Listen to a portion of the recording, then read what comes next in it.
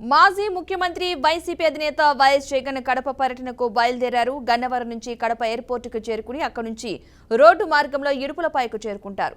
3 రోజుల పాటు కడపలో జగన్ పర్యటించనున్నారు. ఈ నెల 8న దివంగత వైఎస్ రాజశేఖర రెడ్డి జయంతి వేడుకల్లో వైఎస్ జగన్ పాల్గొంటారు. ఇడుపులపాయలోని వైఎస్ఆర్ సమాధి వద్ద నివాళులర్పించనున్నారు.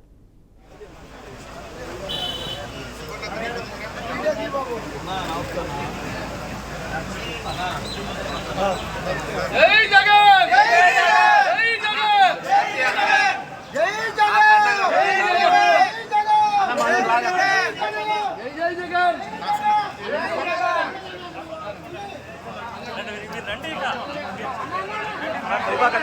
అన్న కొంచెం వెనకరావా కలుస్తున్నారు కదా ఇంకోటికి వచ్చాడు అన్నా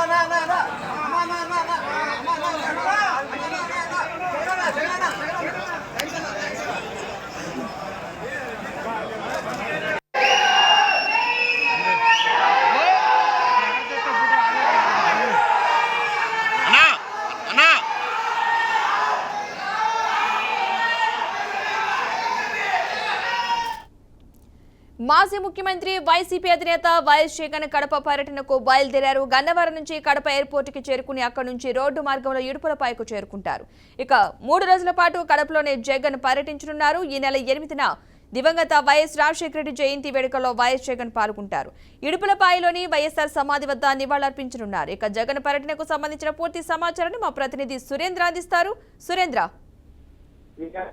ముఖ్యమంత్రి సొంత జిల్లా అయినటువంటి కడప జిల్లాలో పులివెందులలో 3 రోజుల పాటు పర్యటించబోతున్నారు. ఈ రోజు మధ్యాహ్నం 1:15 చేరుకుంటారు. అక్కడ నుంచి నేరుగా రోడ్డు మార్గాన ఇడుపులపాయకు చేరుకొని అక్కడ నుంచి మన కార్యక్రమాలు కొనసాగినట్లుగా ఇప్పటి వరకు అధికారికంగా షెడ్యూల్ ప్రకటించారు. కానీ షెడ్యూల్ చిన్న మార్పు జరిగింది.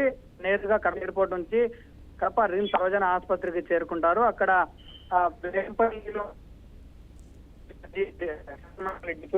సంబంధించిన అనుచరుడు అజయ్ రెడ్డి అనే వ్యక్తి టీడీపీ నేతలు తీవ్రంగా గాయపడడం తను కడప తనను పరామర్శించడానికి మాజీ ముఖ్యమంత్రి వైఎస్ జగన్ కడప ఎయిర్పోర్ట్ నుంచి నేరుగా రిమ్స్ కు చేరుకుంటారు. అక్కడి నుంచి నేరుగా రోడ్డు మార్గాన పులివెందులకు బయలుదేరి తదుపరి కార్యక్రమాలు జరుగుతాయనేది ఇప్పుడు చెప్పవచ్చు. పద్మ 3 రోజుల పాటు పులివెందుల కేంద్ర షెడ్యూల్ ప్రకటించిన నేపథ్యంలో అక్కడే ఉంటారు.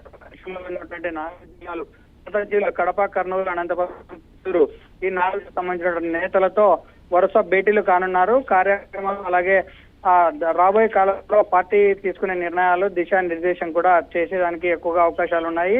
అలాగే చివరి రోజు 8వ తారీఖు మాజీ ముఖ్యమంత్రి అలాగే దివంగత ముఖ్యమంత్రి వైఎస్ రాజశేఖర రెడ్డి జయంతి వేడుకల్లో పాల్గొన్న అనంతరం తాడేపల్లికి రిటర్న్ అవుతారు. Padma. Right, thank you Surendra.